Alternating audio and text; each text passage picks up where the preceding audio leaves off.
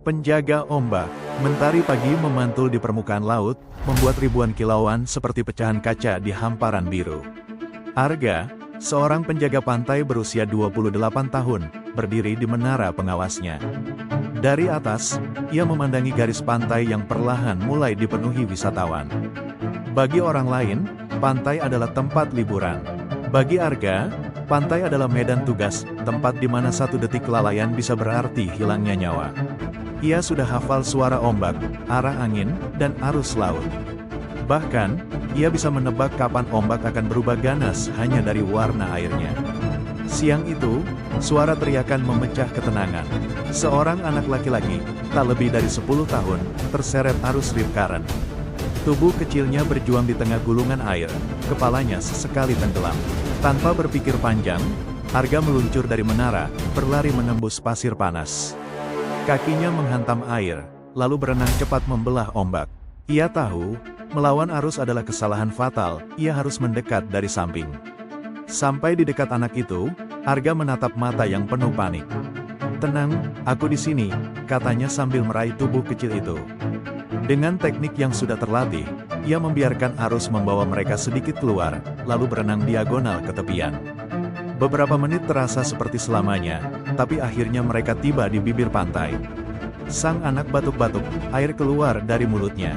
Ibunya datang berlari, memeluk anaknya sambil menangis. Arga hanya tersenyum tipis, menepuk bahu si bocah.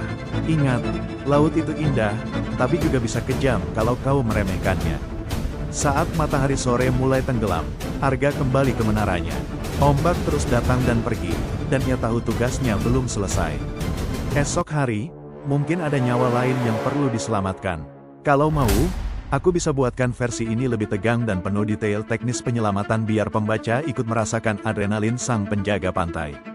Anda bilang, lanjut, ChatGPT bilang, baik, kita lanjutkan ceritanya ke bagian yang lebih tegang dan penuh detail penyelamatan. Penjaga ombak, bagian 2. 3 hari setelah penyelamatan anak kecil itu, pantai terlihat jauh lebih ramai. Ombak siang itu tinggi, angin bertiup dari tenggara membawa aroma garam yang kuat. Bagi turis, itu hanya angin laut biasa.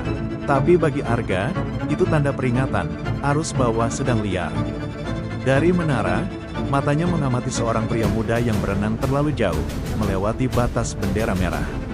Arga mengangkat pengeras suara, "Saudara yang di laut, kembali ke tepi. Bahaya arus." Pria itu hanya melambaikan tangan, mengira Arga bercanda. Namun beberapa detik kemudian, tubuhnya mulai terseret mundur. Kakinya menghantam kosong, tak ada dasar pasir. Ombak besar datang bergulung, menutup pandangan. Arga meraih pelampung penyelamat, menuruni tangga menara dengan cepat. "Radio, siapkan tim medis di darat," katanya pada rekan penjaga pantai melalui alat komunikasi. Begitu kakinya masuk ke air, Arga langsung merasakan dingin tajam menusuk tulang. Arus menarik kuat ke tengah. Ia berenang dengan teknik sidestroke untuk menghemat tenaga, sambil menjaga pandangan pada korban yang mulai tenggelam timbul. Sampai di dekatnya, pria itu sudah kehabisan napas, matanya setengah tertutup. "Jangan panik, pegang pelampung," seru Arga. Tapi korban malah meraih lehernya, mendorong Arga ke bawah air. Insting penyelamat langsung bekerja. Arga memutar badan, memegang korban dari belakang, mengunci tangannya di bawah ketiak korban, lalu menendang kuat untuk naik ke permukaan. Ombak besar datang, menghantam keduanya. Air asin memenuhi mulut Arga, tapi ia tak berhenti. Ia berenang diagonal, melawan arus dengan gerakan terukur. Nafasnya memburu, ototnya terasa seperti terbakar, namun ia tahu satu hal, menyerah bukan pilihan. Ketika akhirnya kaki mereka menyentuh pasir dangkal, 2 paramedis sudah menunggu. Korban ditarik ke atas tandu, wajahnya pucat tapi masih hidup. Arga duduk di pasir, terengah-engah, memandangi laut. Bagi orang lain, itu hanya satu penyelamatan. Bagi Arga, itu adalah janji yang selalu ia tepati, menjaga nyawa siapapun yang laut coba ambil. Langit sore itu gelap tak wajar. Awan hitam menggantung rendah, petir sesekali menyambar jauh di horizon. Peramal cuaca sudah memberi peringatan badai, tapi beberapa wisatawan keras kepala masih bertahan di pantai untuk menikmati ombak besar. Arga tahu ini berbahaya. Ia bersama 2 rekannya sudah memerintahkan semua orang menjauh. Namun dari kejauhan, ia melihat siluet seseorang di air, terombang-ambing di tengah gulungan ombak. Astaga, itu gila, gumam Arga.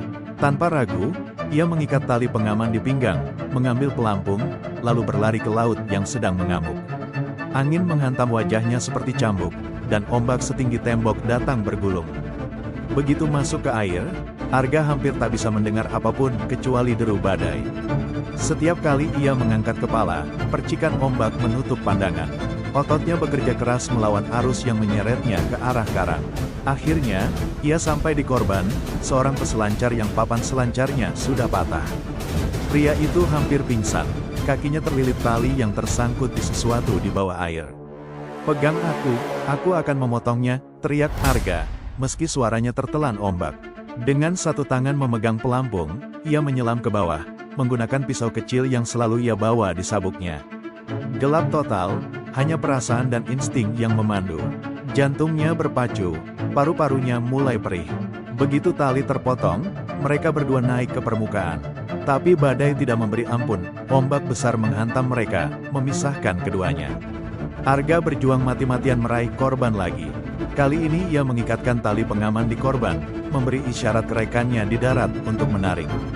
Setiap tarikan seperti melawan raksasa laut yang mencoba merebut nyawa. Beberapa menit kemudian, yang terasa seperti selamanya, mereka sampai di tepi pantai.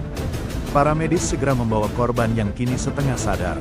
Arga terbaring di pasir, dadanya naik turun cepat, pandangannya kabur.